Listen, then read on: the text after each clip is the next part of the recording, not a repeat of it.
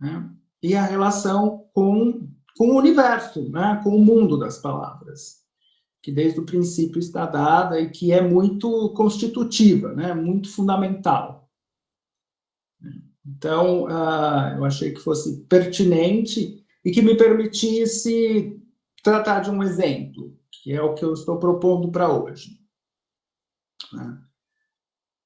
Bom, Freud fala sobre a questão da psicanálise e sua relação com a ciência em vários momentos, né, de sua obra. Isso está muito bem colocado, de maneira muito clara, na famosa conferência de 1933 sobre a visão de mundo, né, a conferência sobre a Weltanschauung, em alemão, que é um termo que significa, sim, visão de mundo, mas é um pouco mais do que isso, né? Nem sempre os termos em alemão são assim facilmente traduzíveis, de modo que a gente encontre, né, uma palavra equivalente na língua portuguesa, uma expressão equivalente. A questão da visão da Weltanschauung, né, ela é mais complexa do que simples visão de mundo, né? Trataria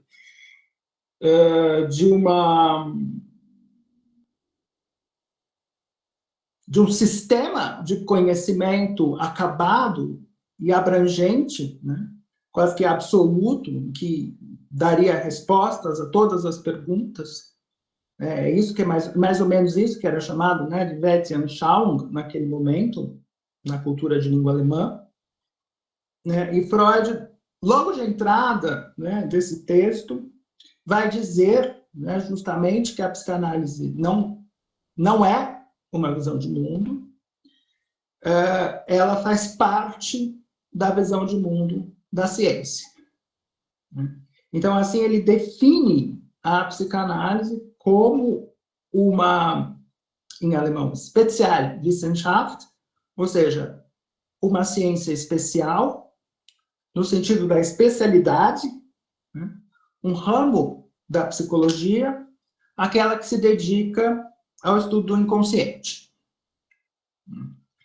A preocupação de Freud nessa definição da psicanálise no âmbito da ciência é de mostrar que a teoria psicanalítica é uma teoria científica no sentido de um conjunto, né, de conceitos, de conhecimentos adquiridos pela pesquisa, por meio de observações cuidadosas e não por revelação, típica da religião, né? Intuição ou adivinhação. A preocupação, portanto, de Freud, nesse momento, é de diferenciação da psicanálise em relação à filosofia especulativa, né? E, sobretudo, à religião. E o problema da religião é claro, né? A religião se funda numa ilusão, tese defendida por ele alguns anos antes, em Futuro de uma Ilusão, em 1929. O problema da especulação filosófica é o risco que se tem em cair no fantasiar, né? Ou seja, de produzir ideias sem um laço com a realidade. Assim, Freud compara, né, a produção do conhecimento psicanalítico com a condução de uma análise, né, de uma psicanálise, o processo de uma análise, em que hipóteses são testadas na experiência, naquela experiência. Nesse sentido, Freud vai insistir que é necessário partir, não é, de uma experiência, portanto, de uma experiência empírica. A experiência essa, especificamente, o próprio tratamento, né? A experiência de escuta do analista no próprio tratamento. E a teoria seria, então, constituída de construções auxiliares, de Hilfskonstruktionen, em alemão, né? Ou seja, representações dessa experiência, sempre em diálogo e em confronto com a experiência. Nesse sentido, essas representações são constituídas Esses conceitos, essas ideias são constituídas a partir dessa experiência e são colocadas à prova o tempo todo no confronto com novas experiências. E que deveriam ser descartadas, né, na medida em que, né, esse confronto funciona ou não.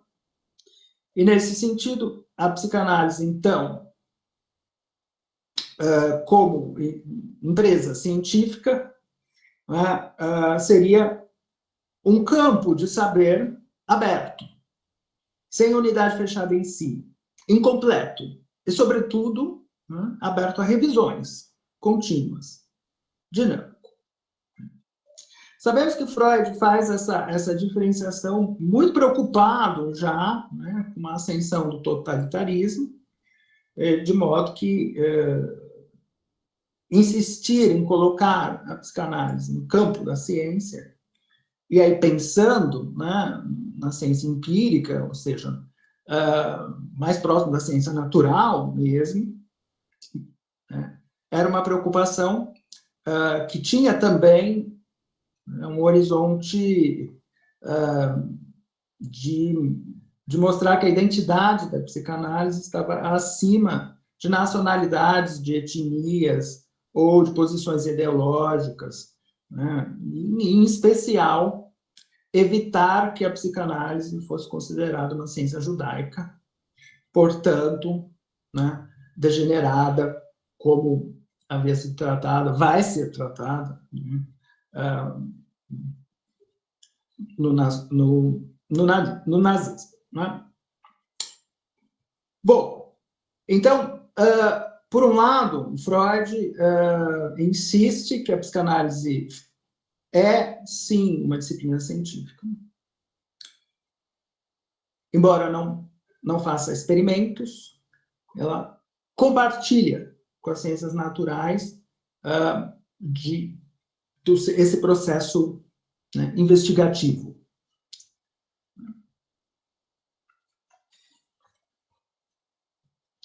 Bom, sabemos que, por outro lado, né, Freud era um homem de grande cultura. Ele sempre mostrou um interesse muito grande pelas culturas do passado e do presente. Né? Sabemos que a biblioteca de Freud, né, há um inventário da biblioteca de Freud, inventário esse bastante minucioso, que inclusive mostra que livros estavam anotados, rabiscados, etc. Né? Era uma biblioteca que continha volumes em várias línguas, não apenas sobre neurologia, medicina, psiquiatria, psicologia, psicanálise mesmo, mas, né, muitas obras de literatura clássica universal, arqueologia, história da arte, filologia, linguística, etnografia, história das religiões ocidentais e orientais, entre outros campos do saber. Né? Renato Mezan, que é, né, um importante historiador da psicanálise, defende que, além da indagação sobre a etiologia das neuroses, em especial da histeria, o estudo dos fenômenos da vida psíquica corriqueira, ou seja, né, da psicopatologia da vida cotidiana, a autoanálise, referências a expressões culturais são elementos constitutivos da própria invenção da psicanálise. Qual é o ponto em comum? Qual é o ponto em comum entre a experiência clínica do tratamento, né, e do universo das narrativas? O denominador comum é a chamada outra cena, né, ou seja, além da consciência, ou seja, o inconsciente. Então, nós sabemos que Freud era bastante reticente em reconhecer a influência da filosofia no seu pensamento. Por outro lado, ele era bastante generoso quando se tratava do modo como poetas e romancistas revelavam os segredos do inconsciente. Em especial, Shakespeare, Schiller, Heine, Dostoiévski. Mas não só. São muitos os autores, escritores, poetas, citados por Freud. Então, do ponto de vista epistemológico, a psicanálise seria, então, interdisciplinar, necessariamente, né? Porque a invenção freudiana frequenta aí os países da ciência, da literatura, da antropologia, da história, e não pode ser confinado a nenhum deles.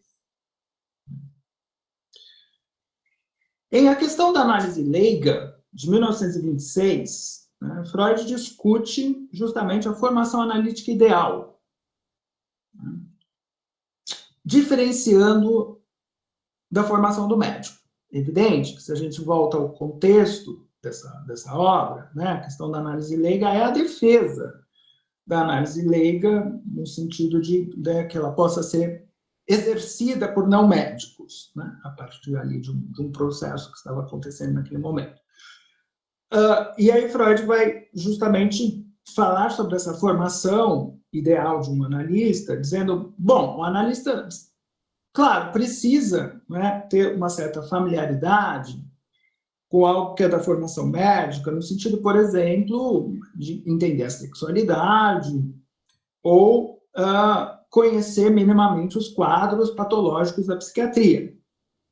Por outro lado, um bom analista também precisa estudar disciplinas que não estão inclusas, né, na formação do médico, que fogem muito, aliás, à formação do médico, como história da cultura, mitologia, psicologia da religião e a ciência da literatura, né, em alemão, Literaturwissenschaft. A ciência da literatura seria, grosso modo, né, os questionamentos científicos sobre as línguas e literaturas, com teorias e métodos de investigação da construção, conteúdo e repercussão de obras e sua importância ao legado cultural. Bom, então, né, em resumo, Freud defende conhecimento sobre literatura na formação analítica ideal. Vale lembrar que desde o começo, né, Freud, desde o começo da psicanálise, da própria invenção da psicanálise, Freud, por exemplo, compara as histórias clínicas, os casos, né, das histéricas, em Estudos de Histeria, de 1895, a romances ou novelas. O que, em princípio, afastaria da linguagem propriamente científica, né, a austeridade da linguagem científica, não por preferência, mas por exigência da natureza do objeto. Uma exposição minuciosa dos processos psíquicos, como estamos acostumados a ler nos poetas, não nos naturalistas, não na ciência natural. Bom, ao passar da observação médica do sintoma à escuta da palavra livre, Freud extrapola mesmo a arte médica e o campo das ciências naturais da época. Ao registrar a história de sofrimento de suas pacientes, por seu conteúdo dramático mesmo, se aproxima de uma narrativa.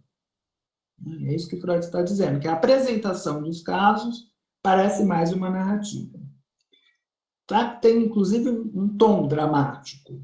Se a gente pega um dos casos, por exemplo, a Frau Elisabeth, né, é uma história de desapontamentos, amarguras, luto, isolamento social e, sobretudo, conflitos. O nome clássico dado ao caso é Krankengeschichte, em alemão, que literalmente significa história do doente. Isto é, né, história do doente, ou que a gente traduz como caso clínico. Neste caso, Freud, né, narra uma Leidensgeschichte, ou seja, uma história de sofrimento. É justamente essa questão da historicidade que Michel Foucault, né, defende, que faz com que Freud se aproxime do ficcional para, na verdade, se aproximar mais da verdade. Por quê? Porque não é ao investigar. A investigação, Freud faz numa atitude científica. Mas ao apresentar, ele confere, né, inteligibilidade ao discurso na medida em que se aproxima de uma narrativa. Bom, o que nos permite dizer que, embora Freud almejasse manter-se no âmbito da ciência, ele não impõe ao objeto de estudo as regras metodológicas consagradas nesse campo, e sim o contrário, adapta o método ao problema de estudo. De qualquer modo, se trata aí de uma cura pela palavra, e aí seria impossível não entrar no domínio das palavras, imersão da qual não se sai intocado. Agora, essa questão de não impor ao objeto de estudo as regras metodológicas, ela faz toda a diferença. É isso que Freud está dizendo, é a natureza do objeto. Então, o método, propriamente, das ciências naturais, ele permite ir até um certo ponto, mas não dá conta do fenômeno. No caso, né, do sofrimento psíquico, cuja investigação freudiana parte do pressuposto que esse fenômeno, né, que o sofrimento psíquico, é uma manifestação do inconsciente. Portanto, tem como hipótese o inconsciente. Bom,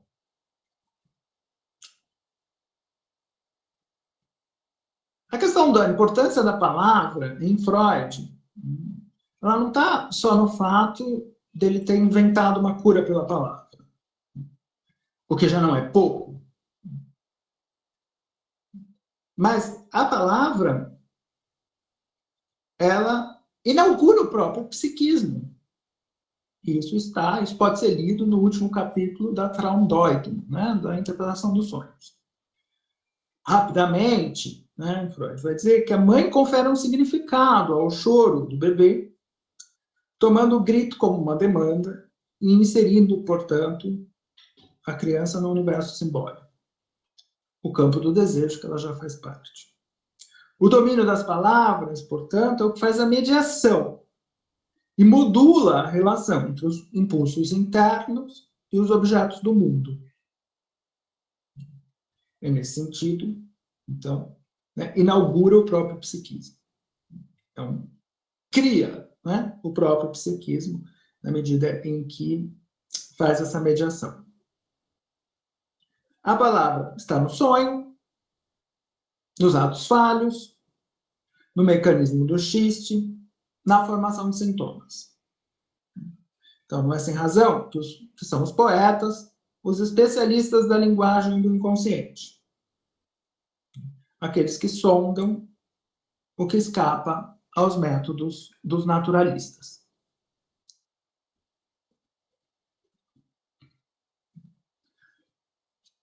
Contudo, a fonte por excelência do saber psicanalítico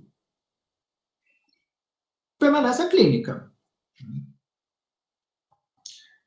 Mesmo as obras freudianas, né, sobre a cultura, sobre a história, sobre a cultura, sobre a sociedade, sobre obras literárias, são consideradas psicanálise em extensão. Agora, na construção da teoria, na sua apresentação, argumentação, exemplificação, as linhas divisórias entre o vivido na clínica, na cura pela palavra, ou seja, a experiência que Freud tanto preza, né, e o que é extraído das narrativas, nem sempre são tão distintas. As linhas divisórias aí, elas são menos distintas. Bom, repetindo, de onde Freud extrai as ideias que se tornam conceitos pela clínica. Mas a construção da teoria tem um apoio nesse mundo das palavras. o que retroage na própria experiência, né? Porque a teoria psicanalítica retroage na própria experiência. E é colocada à prova na experiência. Mas passa, então, por outros campos. E aqui, especificamente, para tratar a questão mesmo, né, da literatura. E aí eu vou tratar de um exemplo que é interessante em vários aspectos, pouco conhecido, mas interessante em vários aspectos, porque é uma obra literária que Freud cita justamente para mostrar algo fora da experiência analítica, mas que vai permitir defender o método clínico.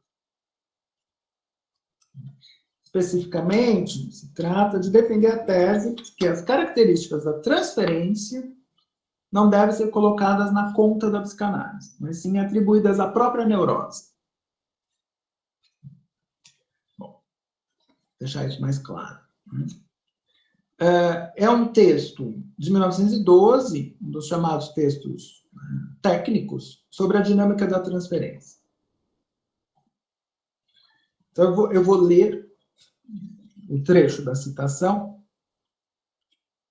Prometo que será a única leitura mais longa, mas é porque é um trecho importante.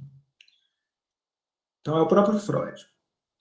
À primeira vista, parece ser uma grande desvantagem metodológica da psicanálise o fato de que nela a transferência, até então a força mais poderosa do sucesso, transforma-se no meio mais forte de resistência. Olhando mais de perto, porém, afastamos pelo menos o primeiro dos dois problemas.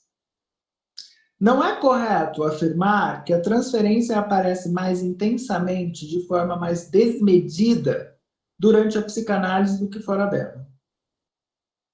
Nas instituições em que pacientes nervosos não têm tratamento psicanalítico, observamos as maiores intensidades e as formas mais indignas de transferência, chegando à servidão, até mesmo um viés indubitavelmente erótico da transferência. Numa época em que mal havia psicanálise, uma observadora sensível como Gabriele Reuter descreveu isso num livro curioso, que nos revela, aliás, as melhores descobertas sobre a essência e o surgimento das neuroses. Esse trecho está no escrito, né, sobre a dinâmica da transferência de 1912. Bom, rapidamente. Vamos lá. Transferência. Übertragung em alemão. Transferência é um conceito extremamente importante da técnica psicanalítica, né, da condução de uma análise, né, que Freud começa a pensar sobre ele, sobre algo em torno disso, desde o princípio, né, algo mais ou menos, um esboço disso nos próprios estudos sobre a histeria. Freud diz que o paciente precisa confiar no médico, né? Precisa confiar para poder falar. Mais para frente, né, já estamos aqui em 1912, então ele vai percebendo que tem, né, na transferência, tem digamos, atualização, né, de fantasias e de conflitos infantis que vão aparecer transferidos, né, na relação com o analista. Tem o estabelecimento também de um amor, né, o amor de transferência. E que isso precisa ser manejado na clínica. Em primeiro lugar, uma regra absolutamente inegociável é que esse amor não pode ser, em hipótese alguma, né, correspondido. Então, é uma regra de abstinência da parte do analista. Essa é uma discussão aí desse período. E esse amor, ele precisa ser manejado. Por que que ele precisa ser manejado? Porque sem algum amor de transferência, não haverá análise, que tem que ter essa confiança no analista, digamos assim.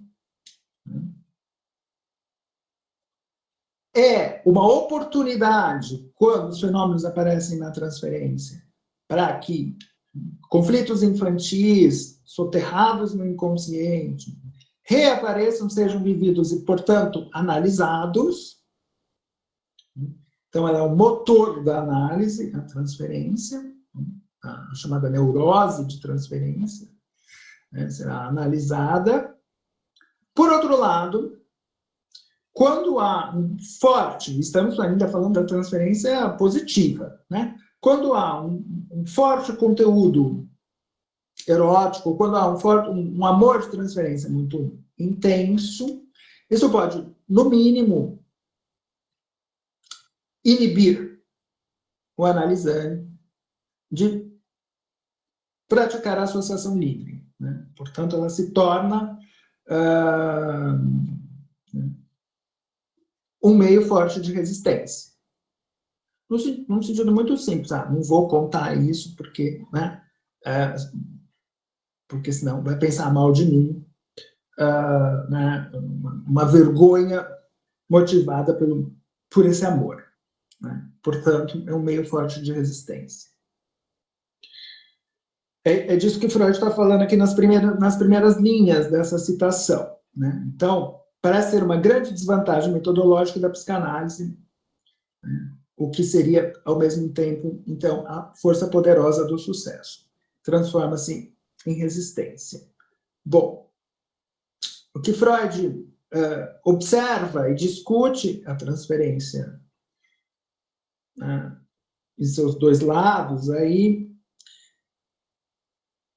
vai ser usado contra ele. Bom, então, contra a própria psicanálise, como sendo uma grande desvantagem. E aí, esse é um fenômeno clínico.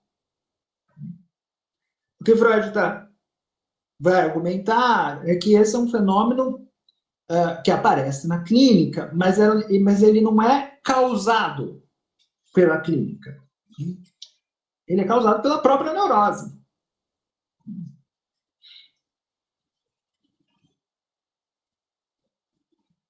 E ele existe em outras clínicas, que não a psicanalítica. É isso que vai dizer. Nas instituições em que pacientes nervosos não têm tratamento psicanalítico, observamos também transferência, inclusive transferência erótica, chegando à servidão. Não é algo que é provocado pelo psicanalista, é algo que existe, que é a neurose, que vai se manifestar em qualquer relação, sobretudo em relação de tratamento, e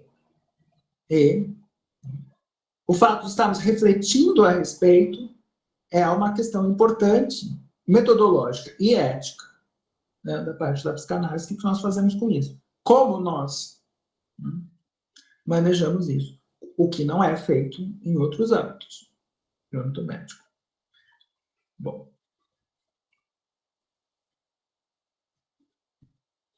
Aí entra a referência à literatura. Numa época em que mal havia psicanálise, uma observadora sensível como Gabriele Reuter escreveu isso num livro curioso, que nos revela, aliás, as melhores descobertas sobre a essência e o surgimento das neuroses. Então,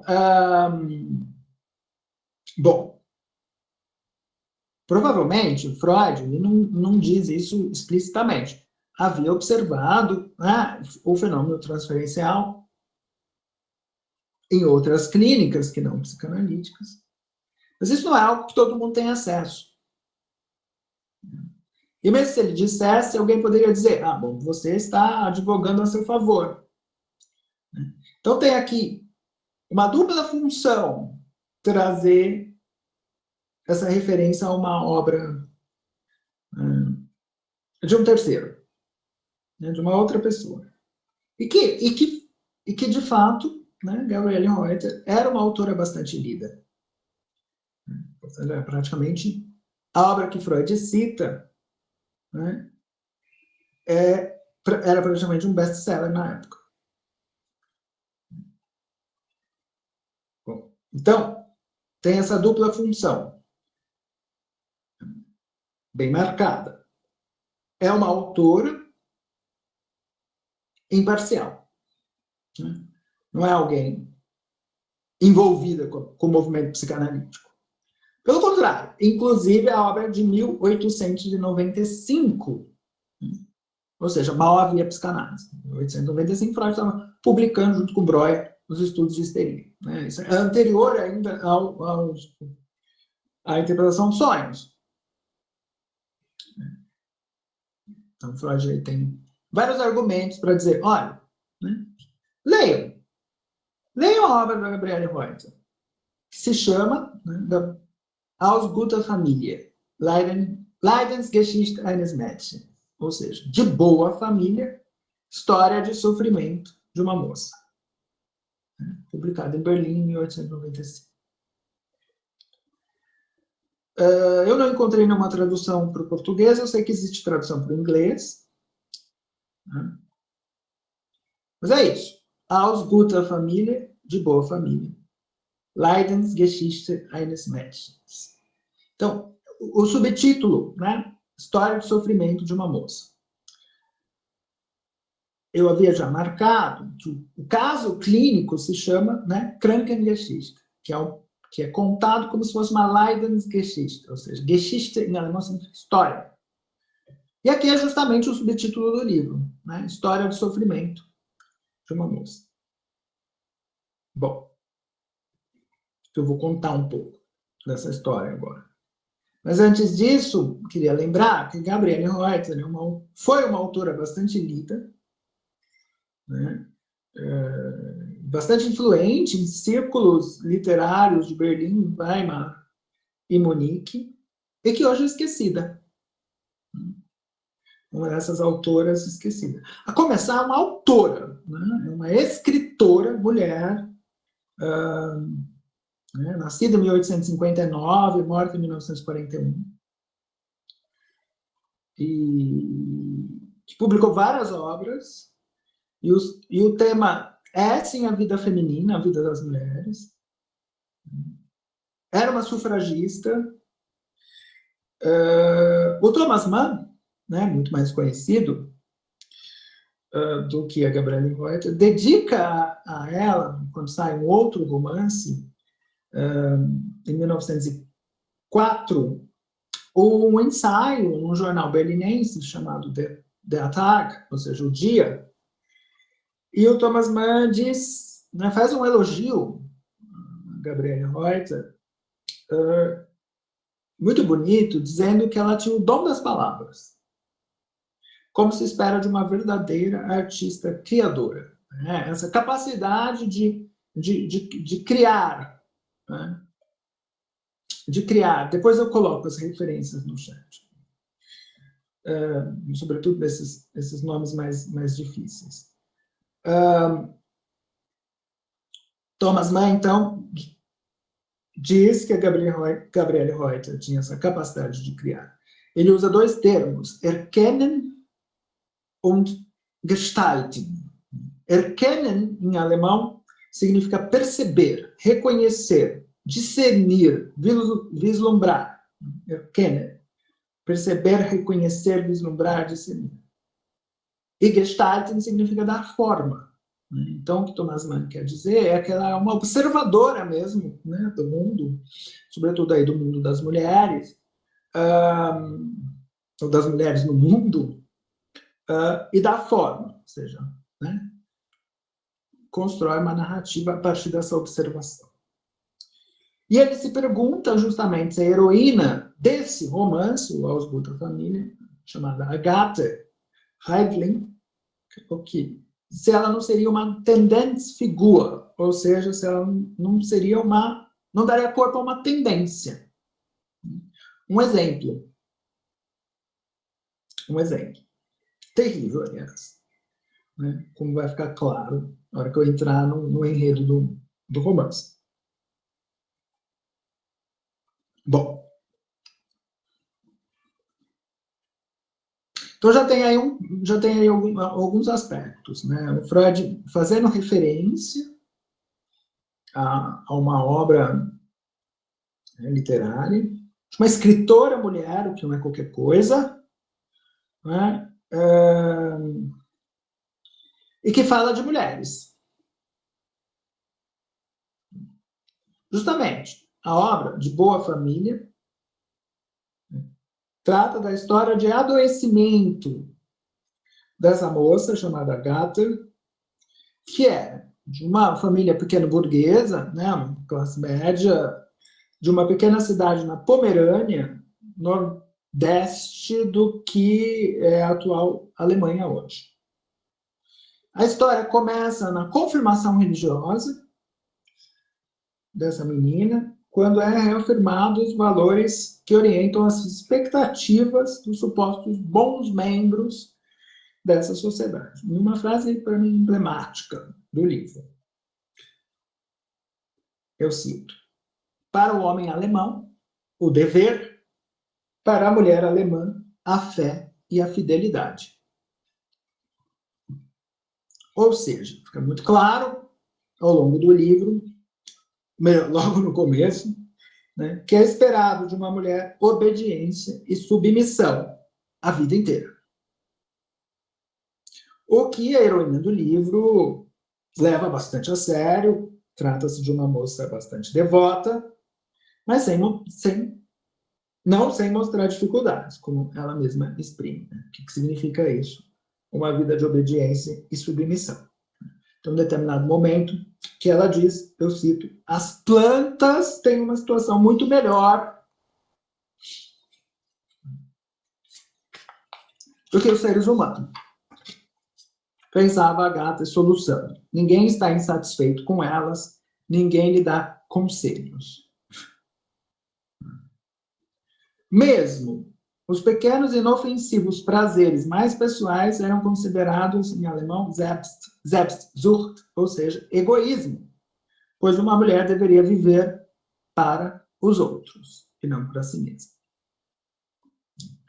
A partir de singelas situações do cotidiano, vai ficando cada vez da descrição, né, de singelas situações do cotidiano, vai ficando cada vez mais clara a ingenuidade dessa jovem, ou melhor, o modo como as mulheres naquela época eram mantidas na absoluta ignorância sobre as coisas do mundo e do sexo. Mesmo de onde vêm os bebês, não é? Bem como o modo como superficialidades e passatempos frívolos não são exatamente uma opção.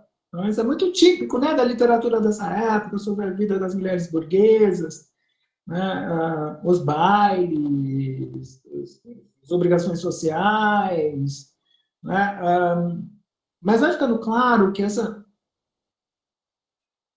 que esses passatempos não eram uma opção. Claro que se trata de uma classe privilegiada, isso é bem mostrado no livro, o contraponto, né, com a classe trabalhadora. A mulher da classe trabalhadora, ela tinha uma vida muito dura, né?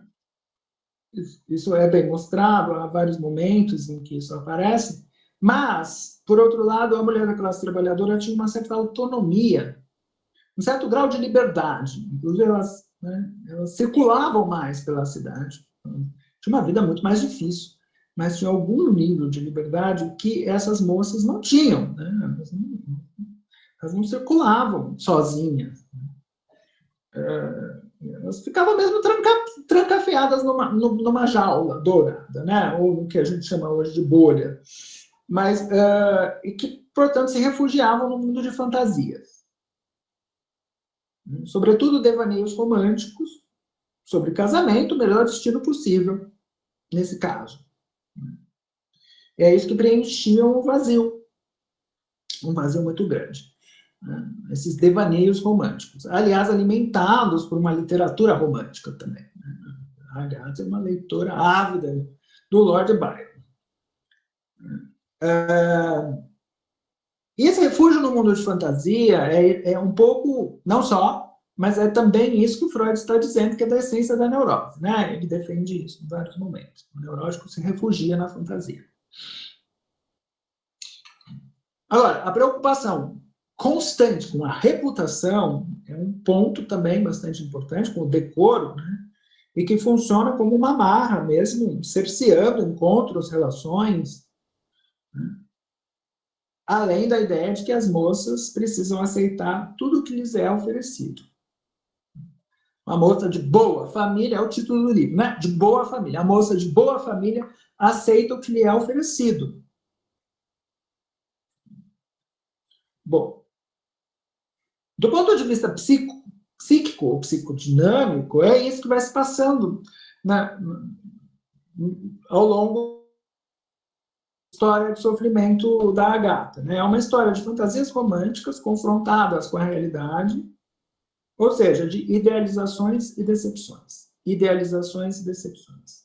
Que isso vai acontecendo com ela na medida em que ela vai criando, né, fantasias a respeito de alguns homens, né, que seriam possíveis maridos, e que não vai acontecendo.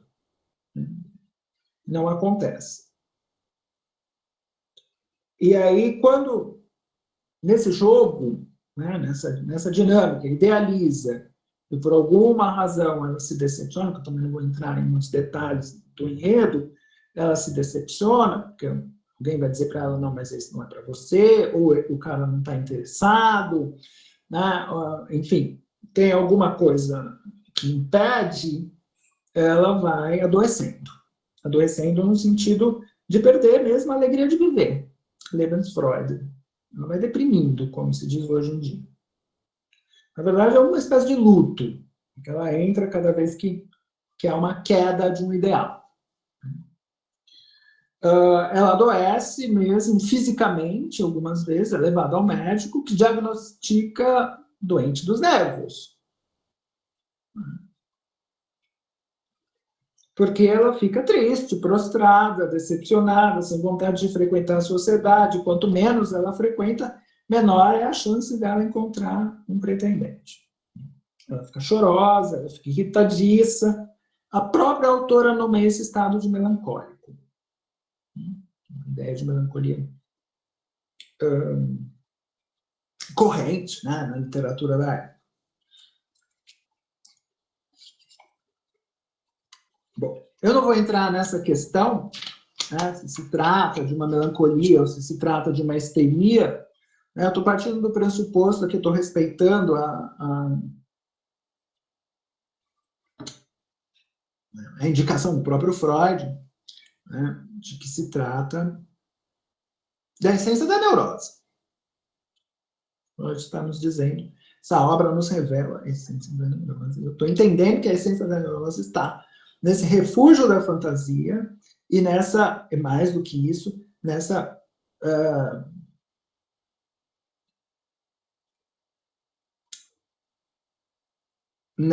impossibilidade de desejar, né?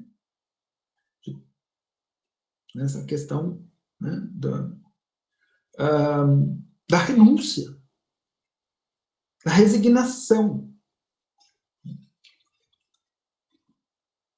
muito clara na vida dessa jovem mulher.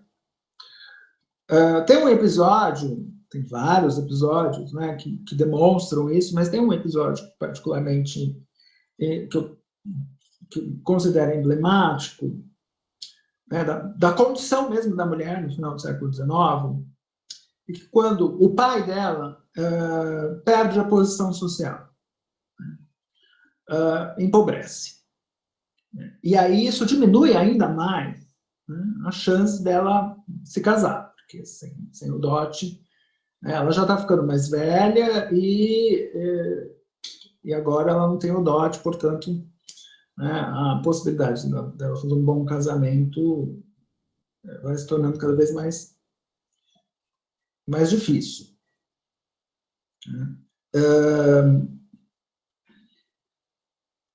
Então tem lá um momento em que ela vai limpar a biblioteca do pai. E é um momento em que ela já está bem entristecida, né, adoecida. Então ela vai limpar a biblioteca do pai. Coisa que ela não fazia antes, né? Era uma menina de uma certa condição social. E aí ela encontra um livro, né, que chama a atenção dela. E começa a ler. Para sua surpresa, ela mesma disse que achava que esse livro fosse incompreensível para mulheres. É o que se fazia, né? Fazia as mulheres acreditarem que seria incompreensível para ela. Mas ela fica maravilhada.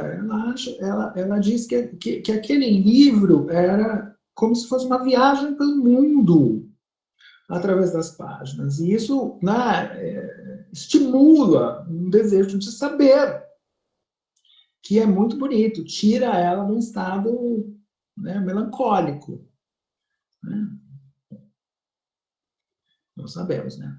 O melhor remédio para os estados depressivos é o desejo. Nesse caso aqui, o desejo de saber. Trata-se do livro do naturalista Ernst Haeckel, Natürliche Schöpfungsgeschichte, ou seja, a história da criação natural, onde o autor discute justamente as teorias da evolução. Em Goethe, né, o filósofo e poeta romântico, que também, né, escreve sobre o mundo natural, Lamarck e Darwin. E aí a Agatha diz, né, eu estou citando, há os homens que aqui se aprofundam, que podem pesquisar mais longe e meditar sobre o assunto. Que felizes, né? Que felizes são os homens, né, que podem estudar. Fascinada, ela se sente viva novamente, tomada pelo desejo de conhecer melhor a natureza através dos livros. Ela corre e pede para o pai que o pai providencie e compre outros livros, né, de história natural, que fale sobre a natureza. O pai diz para ela: por que você quer tal coisa incompreensível para a tua pequena cabecinha? As mulheres entendem esses livros de maneira completamente equivocada. Elas não são capazes de entender. Ela fica muito triste, evidentemente, né? Mas insiste. Ela pede tocante, ela pede de Natal, né, alguns livros. No final do livro do Haeckel, tem uma série de recomendações bibliográficas. Ela escolhe 3 delas e pede na cartinha do Papai Noel. Ela pede, né, um bilhetinho com pedido de presente de Natal esses livros. E espera ansiosamente pelo Natal. Bom, chegado o grande dia, uma caixa bonita de presente, ela abre, tem lá vários objetos do tipo um tecido, uma fita, objetos tidos, né, considerados mais próprios o presente para uma moça de boa família, e um livro. Um livro, de fato. Um livro sobre a flora alemã para o uso de nossas filhas, ou seja, um livro que ensina a secar flores e fazer arranjos. Portanto, um livro adequado a moças de boas famílias. Como se não bastasse, o pai tranca a biblioteca. A Agatha tinha por volta de 30 anos.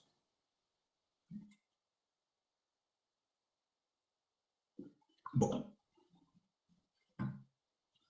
eu estou resumindo bastante o enredo, mas eu acho que fica bastante claro, né? A sequência de situações e experiências dessa jovem mulher, cujas possibilidades de se realizar como pessoa são sistematicamente negadas. Não tem espaço para desejar.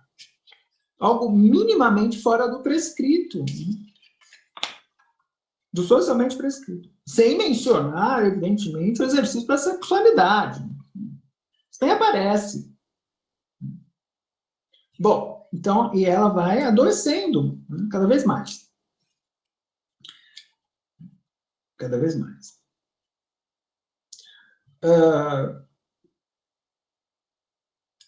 Um dos médicos recomenda, como era costume na época, que eles façam uma viagem para a Suíça, né, para uma viagem para uma região montanhosa. O nordeste da Alemanha é bastante plano, né? Então, eles fazem uma viagem para uma região montanhosa, onde, né, os ares dos Alpes poderiam ajudar a curar, né? Era uma prática bastante feita na época. A Suíça tinha vários sanatórios, onde eram levadas pessoas, normalmente com problemas respiratórios, mas também com doenças dos nervos, né? Como se um ar mais fresco fosse resolver, né, a situação em que não só essa, mas muitas outras mulheres se encontraram. Então, ela faz essa viagem com o pai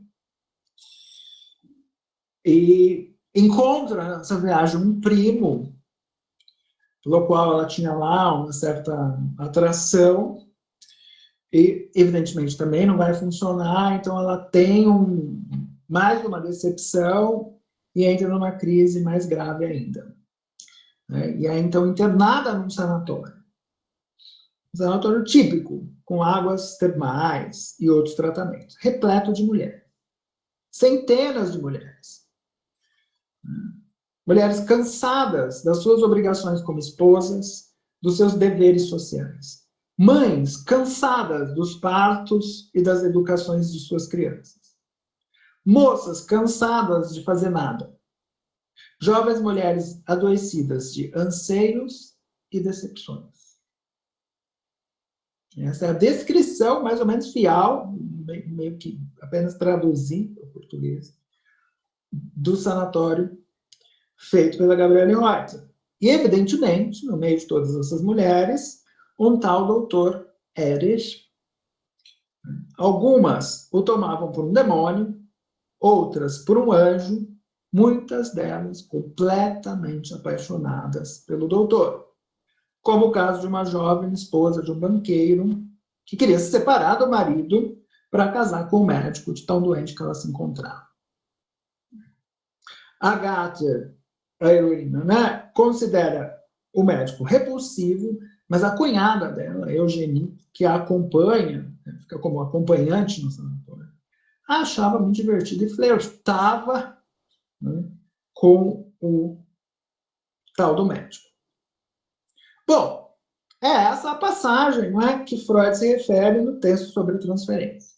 Então, ela se encontra, eu mostrei o livro, ela se encontra, essa é a autora, ela se encontra na página 205 do livro, que tem 211 páginas, né? Ou seja, a gente lê até a página 205 para encontrar a referência que Freud diz, né, sobre a transferência num ambiente médico, não psicanalítico, né? Mas, né, na espera da passagem a gente aprende muito sobre a essência da neurose, né? É isso que Freud faz com a gente quando indica a leitura. Bom, claramente ali uma transferência erótica, né? Tem inclusive um certo, né, abuso, né, disso, né? Esse médico não deveria flertar com paciente nenhuma, né? Enfim, nem acompanhante. Há, portanto, ali uma descrição bastante clara da transferência erótica para o médico responsável pelo sanatório.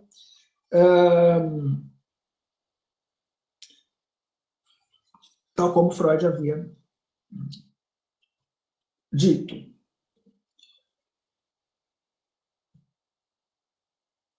Enfim, então a função da literatura aqui, da referência à literatura, né, um texto teórico, é justamente remeter a uma observadora imparcial. Mas se trata aqui de um conceito absolutamente clínico. Então, a discussão que eu fiz inicialmente, que a clínica, né, é a fonte do saber psicanalítico, e que a literatura entra mais, né, para dar da apresentação, para dar o exemplo, para tornar mais, né, mais compreensível, para dar uma concretude, eventualmente, ou como exercício de análise, se confirma aqui, mas se confirma sobre uma questão que é essencialmente clínica. Ela volta.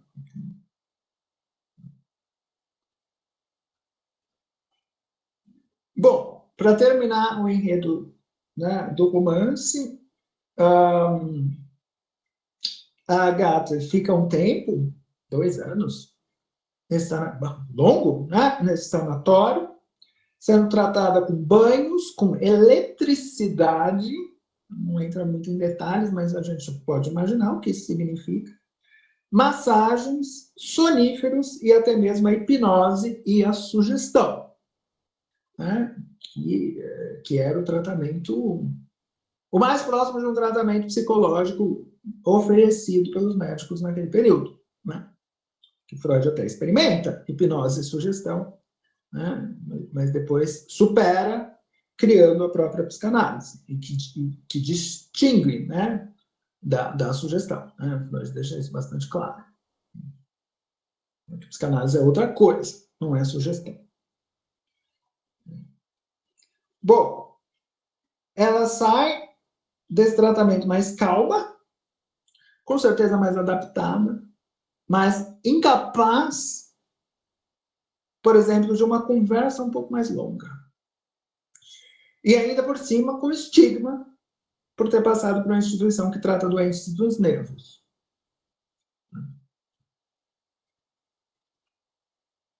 A Agatha ainda tem muito tempo pela frente, o livro termina, ela tem quase 40 anos. Né? Saída dessa instituição. Bom, vou encaminhando para o final, para abrir para eventual discussão. Mas eu queria fazer algumas pontuações finais.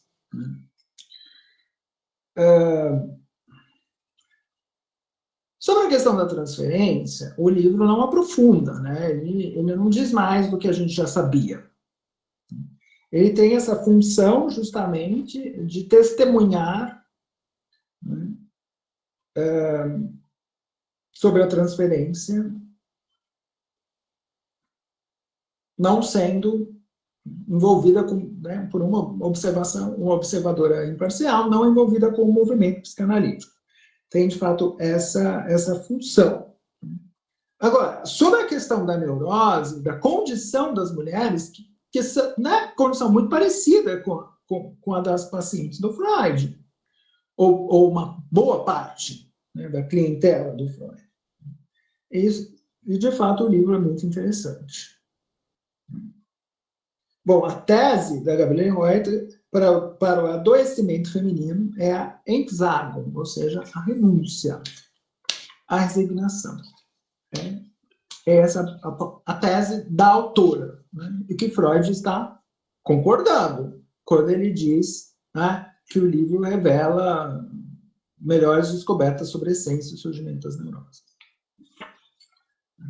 Então, eu queria terminar dizendo que em tempos de questionamentos grosseiros, reducionistas, para não dizer rasteiros e violentos da cientificidade da psicanálise, é interessante resgatar, né, a preocupação de Freud em mostrar a seriedade do seu método, inclusive que não se trataria, na sua teoria, como já dito, de afirmações que só quem faz a experiência pode testemunhar. E aí Freud faz isso complementando seus achados com a observação sensível de alguém de fora da psicanálise sobre o mesmo fenômeno, aqui especificamente sobre a transferência, mas poderia ser outro.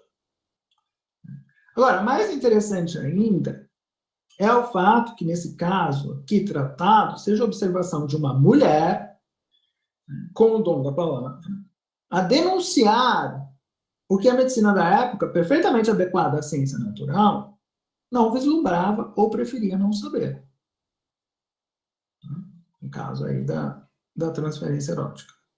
Afinal, Freud, apoiado no domínio das palavras, não inventa apenas um novo método de tratamento, ele cria, com a psicanálise, um outro modelo de ciência e uma ética. Muito obrigado. Professor, nós aqui agradecemos, né, essa tão grandiosa palestra que o senhor vem aqui a nos ofertar, né, nós deixamos o espaço também aberto para os questionamentos, né, o senhor está de parabéns pela sua fala tão organizada, tão direcionada, né, dessa tarde. Então, fiquem à vontade para a participação. Eu vou, enquanto isso, escrever aqui o nome da autora e o título do romance, né?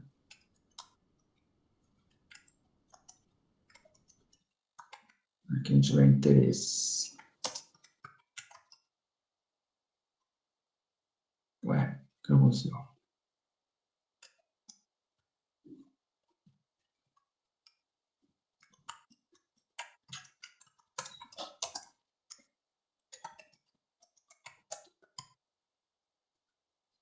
Pronto. Bom, se alguém tiver algum comentário, alguma pergunta a respeito, eu estou à disposição. Eu acho que a referência mais importante é, de fato, o livro, né? Os outros foram basicamente textos do próprio Freud.